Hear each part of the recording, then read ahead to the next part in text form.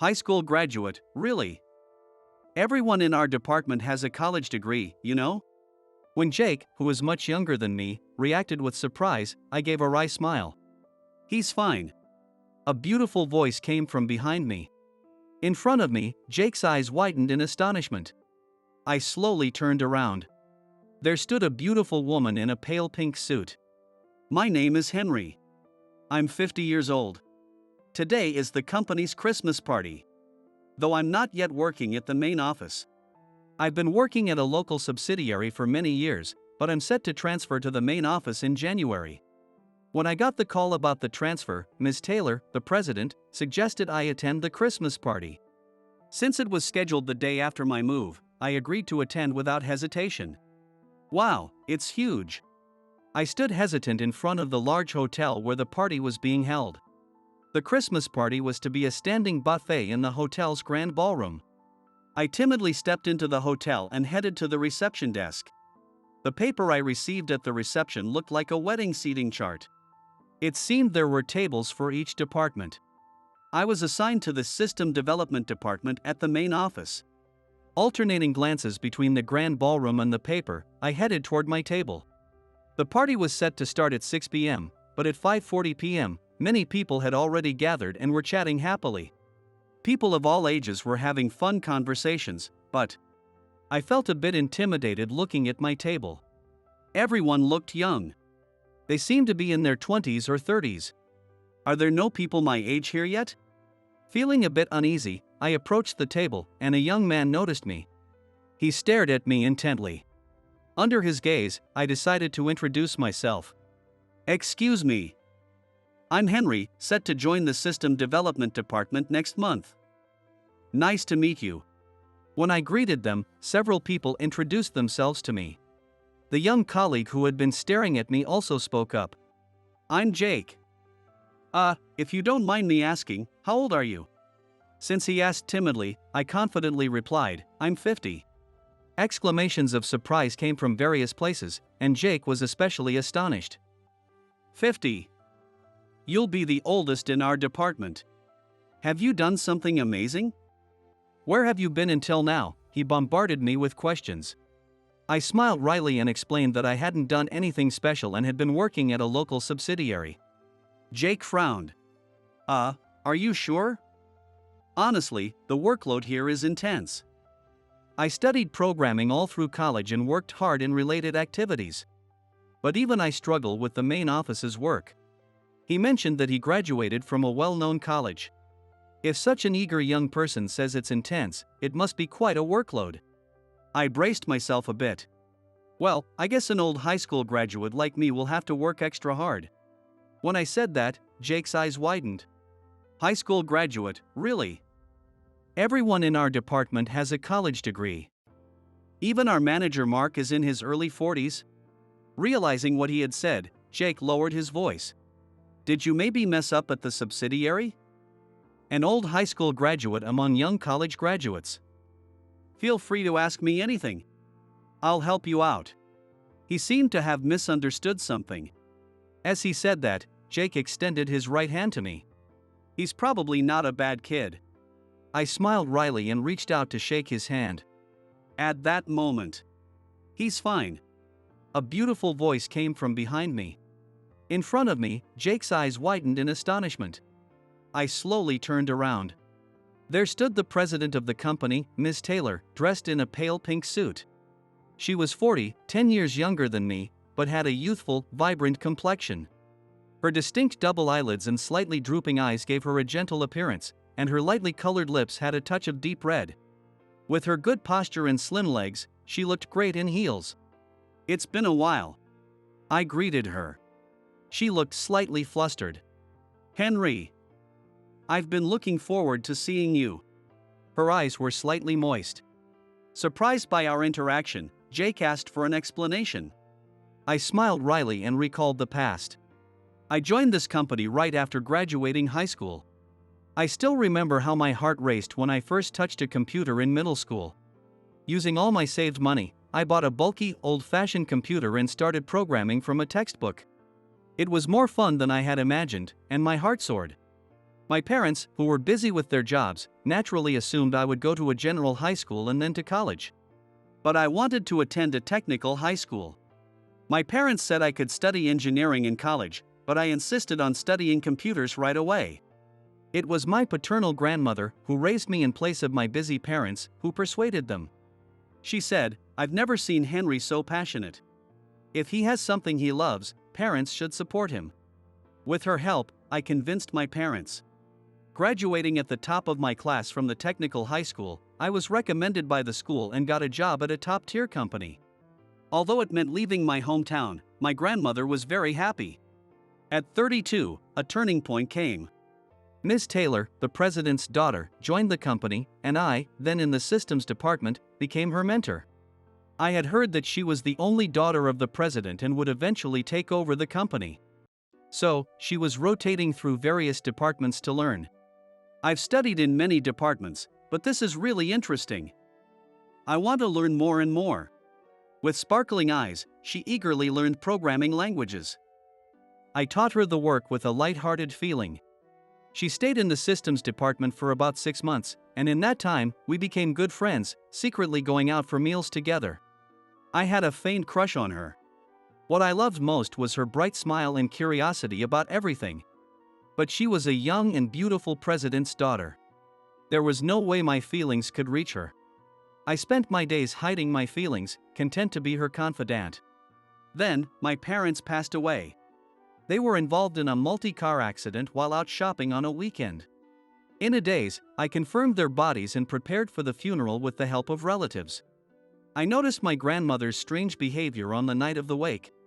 "Where is Michael?" Suddenly, my grandmother called out my father's name. I had been staying up all night as I couldn't sleep, with my grandmother sleeping nearby. Ever since my parents' accident, my grandmother had been crying constantly, and when I arrived, she seemed to have shrunk in size. "Grandma, Dad is all ready." I began to tell her, my face grim. But my grandmother looked at me and smiled. "Oh, Michael, there you are." My drowsiness vanished in an instant. "Grandma? Do you know who I am?" When I asked in a panic, there was a brief pause before she sadly said, "Oh. Henry, you came." I felt slightly relieved, but her behavior continued to be strange at times. After the funeral, I took her to the hospital, where they said it was likely temporary confusion caused by the shock of losing her son and daughter-in-law. However, given her age, there was a risk of her developing dementia, and they advised not to leave her alone. So I requested a month off from work, which was granted. If it was just temporary shock, they expected improvement within a month. As Dr. Mitchell predicted, her strange behavior gradually improved, but her face always seemed sad. As the month was coming to an end, she forced a smile and said, "Henry, I've caused you trouble. And your company too. I'm okay now. So go back to work." Though her smile still seemed a bit precarious, I couldn't take more time off work, so I returned. But I couldn't focus, worried about my grandmother, and started making mistakes. Emily was worried about me and invited me out for dinner. It was embarrassing to have someone I had feelings for, 10 years younger, worry about me. But I wanted to lean on her. I talked about my grandmother. Should I quit my job? Should I go back to the countryside? I voiced my doubts and, taking advantage of the counter seating, rested my head on her shoulder. When I tried to gently hold her hand, it was wet. I hurriedly looked at Emily. She was crying. As I panicked, she said through her tears, "I think you should go back to your grandmother." I felt the same. I thought I had no choice. I wanted someone to push me. But I didn't want it to come from Emily. It felt like I was being rejected, even though I hadn't confessed my feelings. Through her falling tears, she said, "I'll be sad if you leave, but right now, I think your grandmother needs you more than anyone." Could I take her endless tears as a sign that she had some feelings for me? I quietly closed my eyes and said, "Thank you. I'll go back to her." I never confessed my feelings to Emily. And so, I returned to my hometown. However, thanks to Emily's intervention, I was transferred to a related subsidiary there. I was grateful to Emily. Although it was in the countryside, the subsidiary was a system development company, so I could continue doing the work I loved, albeit on a smaller scale. Emily smiled faintly and said, "Your knowledge and skills are too valuable to waste. Do your best over there." With her words in mind, I worked at the subsidiary for nearly 20 years while living with my grandmother. Then a few months ago, my grandmother passed away. When Emily contacted me hearing the news, I was surprised. "You're still an employee, even at the subsidiary," she said, showing her remarkable efficiency. At that time, she also suggested I return to the main office. Naturally, I hesitated. I had been peacefully doing system development in the countryside. I didn't think I could handle the hustle and bustle of the city anymore. But Emily playfully said over the phone, "Don't be so modest. The systems you've developed are all excellent, and some have even won awards, right? I know these things." Her teasing tone made me feel flustered. As I organized my grandmother's funeral and cleaned up the house, I pondered the idea of transferring to the main office. Inside me, a feeling was swelling up. I wanted to challenge myself in a tough environment once more. I wanted to be in the city's atmosphere again. I wanted to work with Emily again. After some thought, I called Emily. "Is the transfer to the main office still on the table?" My hesitant voice made her laugh on the other end of the line. "Of course." Buoyed by her cheerful response, I decided to return to the main office. I summarized this story, naturally omitting my feelings for Emily. To Jake and the others in the system development department who would be my colleagues starting in January. Everyone looked wide-eyed. So, unlike you guys who had privileged environments, I honed my skills in a more challenging setting. Every time a new programming language came out, I learned it desperately. "I won't lose to you youngsters yet." I said this, patting my chest. For some reason, everyone gave me a light round of applause. Looking at Emily, she raised the corner of her mouth in a grin. We planned for Henry to eventually serve as the head of the system development department. Her bombshell announcement surprised both me and my colleagues. "What about Mark?" Jake asked, confused, and Emily smiled. "Mark has always wanted to transfer to a different department. He wants to get into AI. If Henry becomes the head, we can grant Mark's wish." The right person for the right job. Both the previous president and Emily had always supported what the employees wanted to do. "Well, I have other departments to greet, so I'll be off." As she left, Emily squeezed my hand. "Henry, I look forward to working with you starting next month." With that, she left. In my hand, there was a piece of paper. In the restroom, I quietly opened it to find a map and the name of a restaurant. 2 hours later, the Christmas party ended. "Henry, let's go to the after party." Jake, quite drunk, invited me, but I declined and hurried to the place indicated on the map. It was a bar in a basement. As I hesitated to enter, someone spoke to me. It was Emily. "I'm glad you came. Let's go in." Her invitation made my heart leap. Come to think of it, it's been a long time since we were alone together. Memories of our dinners together nearly 20 years ago resurfaced. I felt my cheeks flush but snapped out of it. What is a 50-year-old man thinking? I pushed aside my sweet feelings and entered the bar. We sat in a small, cozy space. In front of the comfortable chairs was a small round table. A slight partition gave the space a private, intimate atmosphere. The sweet feelings I had pushed away began to swell again. We toasted, and I felt nervous. "Henry?" Suddenly, being called by her made my heart skip a beat. Ms. Taylor?" When I said that, Emily pouted. "I don't like being called that." She gave me a pointed look, making me flustered. "Well, then, Emily?" When I said that, Emily smiled contentedly. "That brings back memories. You were the only one who called me that." Her words triggered my memory. "But you asked me to call you Emily back then. You didn't like being called by your last name or with an honorific." Defending myself with the recalled memory, Emily replied, even though I asked. "Everyone else still called me Ms. Taylor or the president's daughter. You were the only one who called me by my first name." It made me happy. Her words made me blush. Noticing my reddening face, Emily laughed. "I'm glad you came back. I've always wanted to work with you again." As she said this, she took a sip of her cocktail. The liquid she had sipped passed down her throat. It seemed oddly sensual, making me hastily gulp down my whiskey. "Tell me more about your time in the countryside," she requested, and I began recounting my life with my grandmother. At first, my grandmother felt guilty about my return, but once we started living together, her strange behavior ceased and she smiled more often. She had always been my staunch supporter. When I was lonely as a child, she would sleep beside me, and despite her age, she took me to the park. I wanted her to live a long, healthy life. I buried my lingering feelings for Emily and my desire for fulfilling work in the city. We led a peaceful, though unexciting, life. One day, my grandmother suddenly collapsed and passed away. It happened in the small garden she tended as a hobby. It was early morning, before the harsh summer sun. When I woke up lazily, my grandmother was unusually absent. She was always there to prepare breakfast. Feeling uneasy, I went to the garden and found her lying there. She had passed away as if in her sleep. According to Dr. Mitchell, it was heat stroke. Despite the cool early morning, she had become dehydrated.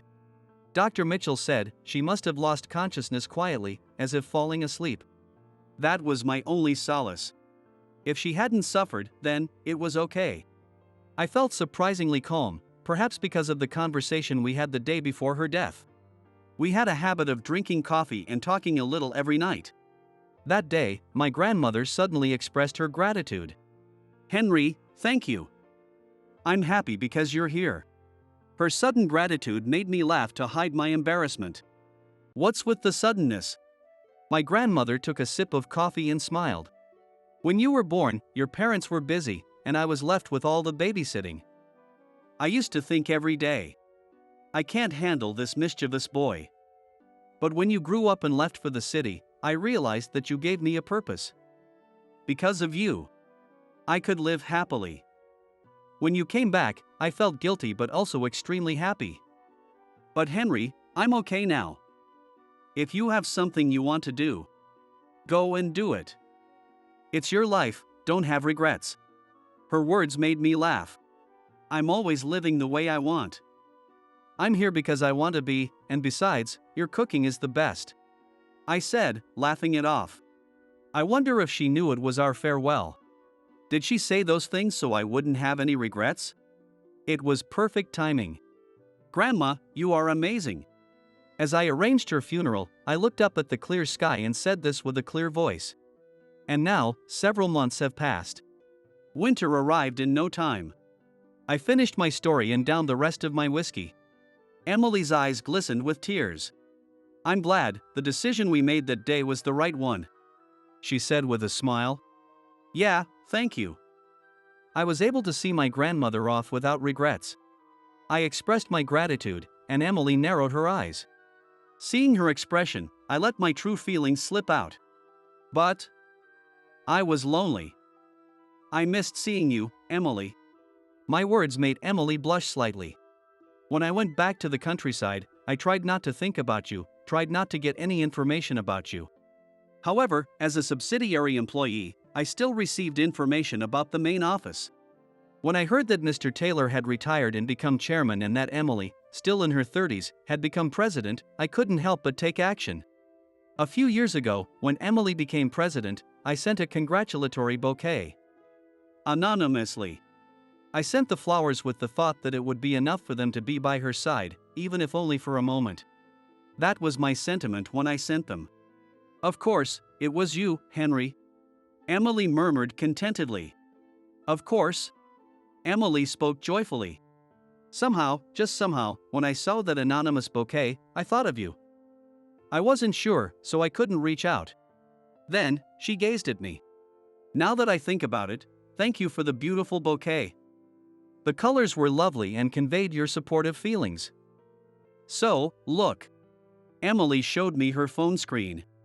There was the bouquet I had agonized over with the florist. The next screen showed the same flowers preserved in a glass case. As I looked confused, Emily laughed.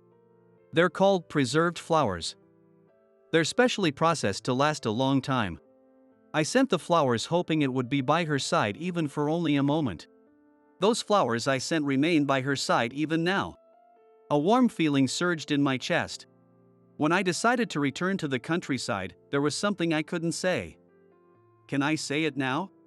I looked directly into Emily's eyes. I loved you, Emily. And I still do. Since parting ways back then, I had never been able to let go of my feelings for Emily. And I've remained single all these years. Although, to be honest, it's also because I wasn't very popular. Emily blushed deeply. So, back then, you had feelings for me? I nodded yes in response. Emily covered her face with both hands. Thank goodness, you didn't tell me back then. Unsure of her true feelings, I stayed silent. If you had told me then, I wouldn't have been able to let you go back to your grandmother. No, I definitely couldn't have, definitely. She exhaled deeply, then removed her hands from her face and looked at me. I also have something I couldn't say back then. I loved you, Henry. And of course, I still do. Emily's confession mirrored mine. I was utterly surprised. I've always loved you, couldn't forget about you. I acted strong and arranged for you to be assigned to the subsidiary. But I truly wanted you to stay by my side and marry you. Even though I was busy with work, I turned down all the arranged marriage meetings. Because I couldn't forget about you. She explained that her parents had pressured her to marry and produce an heir. Actually, my father never insisted on keeping the company in the family. But he did want me to get married. And somehow, I've reached 40.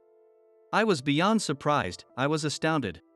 It's understandable why anyone would think that a bright, beautiful, and kind person like Emily would be someone I'd always remember fondly. But why had she kept thinking about someone as unremarkable as me? I couldn't quite grasp it. When I voiced this, Emily pouted. To me, you're my ideal man. You worked passionately, were skilled, listened to me patiently, and valued your grandmother. But most importantly, embarrassed by her exaggerated praise, I looked at her as she paused. Back then, people used to say I was just the president's daughter dabbling in various jobs.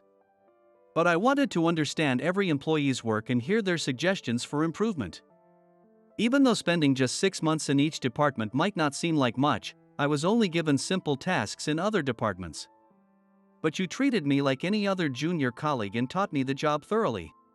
I was surprised to hear that Emily had been treated that way in other departments. Looking back, I did remember teaching her all the details. I enjoyed seeing her absorb knowledge and felt joy in her enthusiasm. Because you were so eager and bright-eyed, I couldn't help it, I said, blushing. Emily smiled warmly. The way you called me, taught me, and treated me like everyone else made me very happy. It seemed that not treating her differently had actually drawn her to me. Emily chuckled. Henry, you treat everyone equally. Whether it's someone like Jake, who was rude at the Christmas party, or someone like me, the president's daughter. That's something I find very special. She smiled at me, making my heart swell. Seeing my reaction, she laughed and leaned her cheek on her hand resting on the small round table. She was now a little closer. If you keep dragging this on, we'll both be 40. Will you take responsibility? She asked, looking up at me with her head on her hand. I gently patted her head. If you're okay with an old guy like me, anytime. At that moment, she blushed deeply, her face turning as red as a boiled octopus. And then, this is a bit embarrassing to ask at 40, but, as she spoke, her face turned increasingly red. Could you say well done and pat my head? Feeling a bit embarrassed myself, I followed her request. Well done, you really did great, I said, gently patting her head. Watching Emily cover her face in embarrassment, I thought about her. She had carried the heavy responsibility of being the company's president. I hoped I could ease her burden, even a little, and be someone she could lean on. Looking at Emily still adorable as ever, I smiled. 2 years later, I held her hand, offering words of encouragement as she struggled. Since then, we had gotten engaged rather quickly and visited Emily's parents. Her father, now the chairman, remembered me. He acknowledged my efforts after losing my parents and taking care of my grandmother, and entrusted Emily to me. Though we hadn't explicitly discussed it, I didn't think we'd have children. I thought we would live peacefully together. However, to our surprise, a child naturally came into our lives. Emily, now a high-risk pregnancy due to her age, took great care of her health. Her father, who had been chairman, returned to active duty. The employees were very supportive as well. Even today, when I received a sudden call that Emily had gone into labor, Jake, who had become a close friend since the Christmas party, told me, "What are you doing here? I'll handle the work. Go quickly. I'm sure my parents and grandmother are watching over us from heaven. Hang in there. Everyone is cheering for you," I said to Emily. At that moment, Dr. Johnson's voice echoed, "Okay, relax, you've done well," followed by the strong cries of a healthy baby. Emily and I looked at each other, then at our newborn. A little angel had come into our lives. A tiny life, born with everyone's hopes and dreams. Looking at the shining new life in my arms, I vowed to cherish this happiness and live my life without letting it slip away. I made this promise as I gazed at our newborn's radiant face.